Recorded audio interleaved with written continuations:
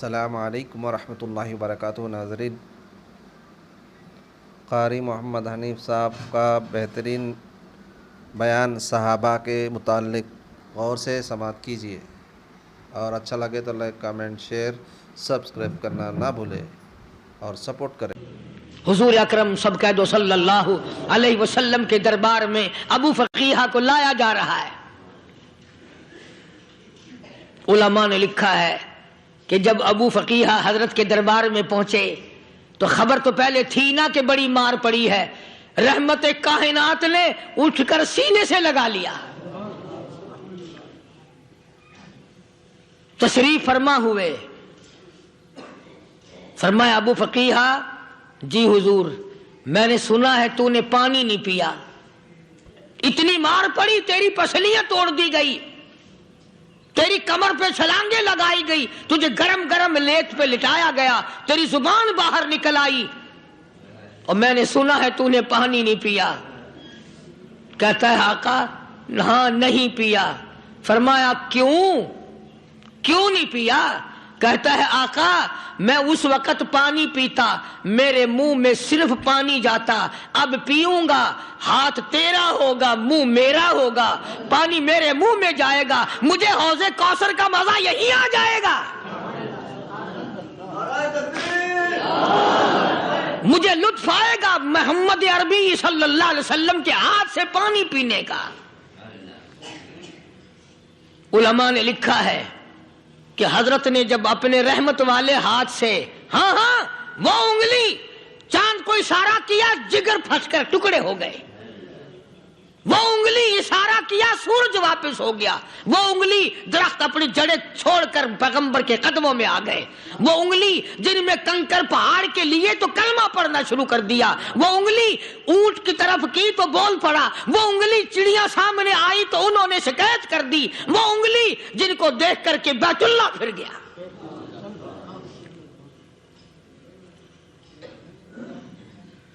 مدنی کریم صلی اللہ علیہ وسلم نے یوں پانی کا پیالہ اٹھایا، ابو فقیہ نے پیالہ پکڑنے کے لیے یوں آگے کو ہاتھ کیا، فرمایا اب وہی بات ہوگی، ہاتھ میرا ہوگا، منہ تیرا ہوگا، میں اپنے ہاتھ سے پلاؤں گا۔ ابو فقیہ کو پانی پلا دیا، اور پانی پلانے کے بعد پوچھا اب تیرا کیا حال ہے؟ اب حال کیا ہے؟ کہتا ہے آقا تیرے چہرے پہ فدا شمس و قمر، تیرے چہرے پہ فدا شمس و قمر، تیری زلفوں پہ تصدق شام و سحر، تیرے چہرے پہ فدا شمس و قمر، تیری زلفوں پہ تصدق شام و سحر، رخسار پہ ٹھہرے کس کی نظر، تیری بانکے ادا کا کیا کہنا، او کالی کملی والے تیری زیارت ہوئی سارے دکھ بھول گیا، میرے سارے غم ٹل گئے، میرے سارے دکھ دور ہو گئے، میری ساری پریشانی دور ہو گئی، اور میں تو اب مزے میں ہوں۔ جناب ابو بکر صدیق رضی اللہ تعالیٰ عنہ نے مال خرچ کیا، صحابہ کرام کی جانیں بچائیں۔ قیامت کا دن ہوگا، ساری کائنات کی پیشی ہوگی، اللہ پاک پوچھے گا تو دنیا میں کیا کرتا تھا؟ کوئی کہے گا میں کھیتی باڑی کرتا تھا، کوئی کہے گا میں دفتر میں نوکر تھا، کوئی کہے گا میری دکان تھی، کوئی کہے گا میں یہ کمائی کرتا تھا، کوئی کہے گا میں یہ کمائی کرتا تھا۔ آئے گی باری ابو بکر کی، اللہ پاک پوچھے گا دنیا سے کیا لایا؟ ابو فقیہ، حضرت بلال، حضرت نادیہ، حضرت زنیرہ اور کتنے صحابہ کرام کی جماعت کو پکڑ کر اللہ کے عدالت میں کھڑا کر کے ابو بکر کہے گا الہی صدیق کی کمائی تیرے سامنے موجود ہے۔ مبارک ہیں یہ لوگ کہ ان حضرات نے محض اللہ اور اس کے رسول کریم صلی اللہ علیہ وسلم کو راضی کرنے کے لیے اپنا سب کچھ قربان کر دیا، اور خود رسول کریم صلی اللہ علیہ وسلم نے ان کو ایسی تعلیم دی، ایسے اخلاق دیے کہ حد ہو گئی۔ دربار رسالت ہے، ایک کافر مسافر آتا ہے بھی کافر، ہے بھی مسافر، ہے بھی معمر، بوڑھا آدمی ہے. کبھی کبھی سوچتا ہوں کہ اس زمانے کے تو کافروں میں بھی کوئی خوبی ہوا کرتی تھی، منافقت تو نہیں تھی نا، منافقت نہیں تھی، چال بازی نہیں کرتے تھے، ہیرا پھیری نہیں کرتے تھے. وہ بوڑھا مسافر کافر سرکار دو عالم صلی اللہ علیہ وسلم کے دربار میں آیا، آ کے کہنے لگا نبی اللہ میں بوڑھا ہوں، مسافر ہوں بھی تیرا اور تیرے خدا کا منکر، پر میں سوال کرتا ہوں کوئی سواری دو، میرا گھر بڑا دور ہے، میں اس پر سوار ہو کر اپنے گھر پہنچ جاؤں. حالانکہ مسلمانوں کے پاس سواریاں کہاں تھی، خود تنگی میں تھے، وطن چھوڑ کے آئے، قربانیاں دے کے آئے، پتے چباتے ہوئے آئے، پانی پورا رج کے پینے کے لیے پانی نہیں ملتا. اور حضور کریم صلی اللہ علیہ وسلم کو پتا تھا کہ یہ سوال کرنے والا ہمارے عقیدے کا نہیں،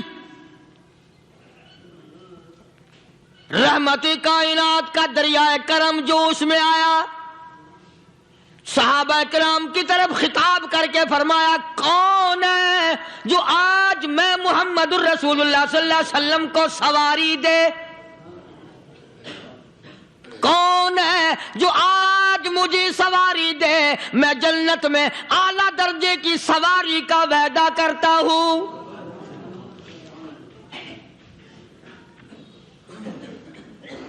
حضرت عبادہ بن ثابت رضی اللہ تعالیٰ عنہ صحابی اٹھے اور اپنی ڈاچی، اپنی اونٹنی حضور کے ہاتھ میں پکڑا دی، اور حضور نے اس مسافر کو دے دی کہ لے بھائی سواری تجھے مل گئی.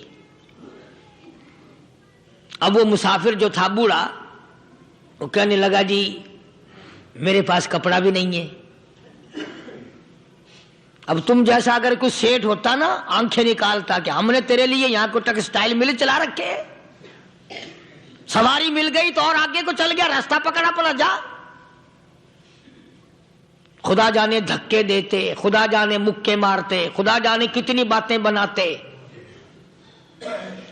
امام الانبیاء محبوب کبریا حضرت محمد مصطفیٰ صلی اللہ تعالی علیہ وسلم پھر کھڑے ہو گئے، صحابہ کرام کو خطاب کر کے فرمایا کون ہے جو آج مجھے کپڑا دے، کل میں جنت میں اعلیٰ درجے کی پوشاک اور لباس جوڑوں کا وعدہ کرتا ہوں.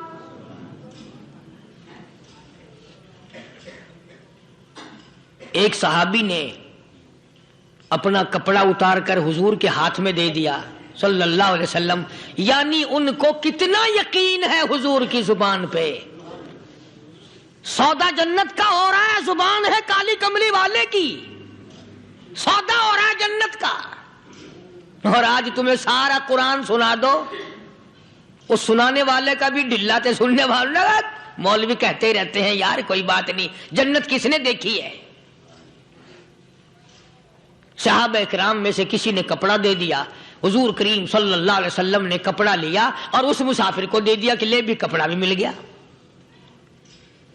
ہے بھی کافر، اپنے عقیدے کا نہیں، اپنے قبیلے کا نہیں، اپنے خاندان کا نہیں. اب وہ کہنے لگا کہ نبی اللہ مجھے بھوک بھی لگی ہے، میں نے روٹی بھی کھانی ہے. مدنی کریم صلی اللہ تعالی علیہ وسلم پھر کھڑے ہو گئے اور صحابہ کرام کو خطاب کر کے فرمایا کون ہے جو مجھے آج کھانا دے، روٹی دے، کل میں جنت میں اعلیٰ درجے کے کھانے کا وعدہ کرتا ہوں.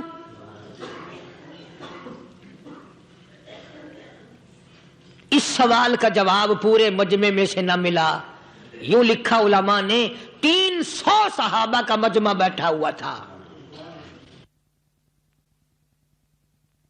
فاقہ ہو 300 صحابہ کا بھی فاقہ، کالی کملی والے کا بھی فاقہ. 3 دن سے کچھ نہیں کھایا، کچھ نہیں ملا، کوئی جواب نہ ملا. صحابہ کرام کی جماعت خاموش رہ گئی.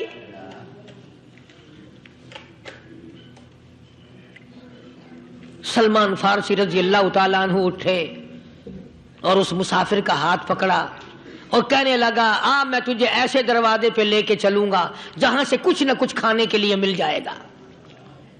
آیا ہے سلمان فارسی مسافر کو لے کر خاتون جنت سیدہ فاطمہ الزہرا رضی اللہ تعالیٰ عنہا کے دروازے پہ اور آواز لگائی، یا اہل بیت رسول اللہ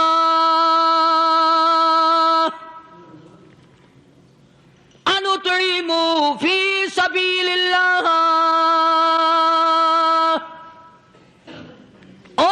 نبی کی لخت جگر، نبی کی نوری نظر اور نبی کے جگر کے ٹکڑے اور کالی کملی والے کی بیٹی، اے فاطمہ ایک آدمی بھوکا ہے، کھانا کھلانا ہے، اس کے لیے کھانا بھیجو۔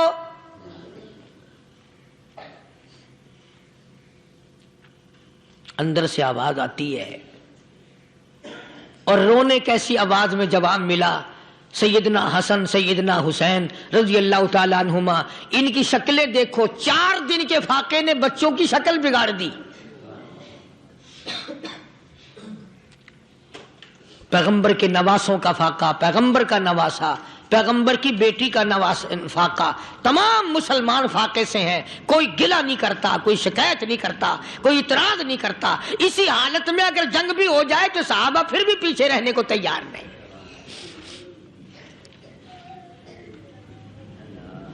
جب اندر سے یہ جواب ملا کہ تمہارا تو 3 دن کا فاقہ ہے، فاطمہ کہتی ہے میرا اور میرے بچوں کا 4 دن کا فاقہ ہے،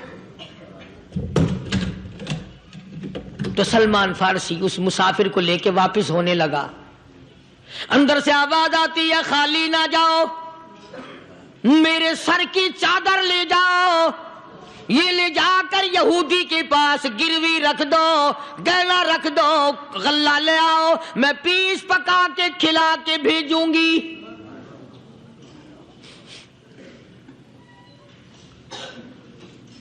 کہاں آج ایسے سخی عورت ہیں، کہاں ایسے سخی مرد ہیں؟ مسافر کو کون کھلائے، دین پر خرچ کون کرے؟ کسی طالب علموں کو، عام میں سے اکثریت ایسے لوگوں کی ہے جنہوں نے ساری عمر میں، سارے سال میں کبھی ایک قرآن پڑھنے والے طالب علم کو روٹی نہیں کھلائی ہوگی، اور پھر یہ کبھی نہیں سوچا کہ میں آخر کما رہا ہوں تو کیا کر رہا ہوں۔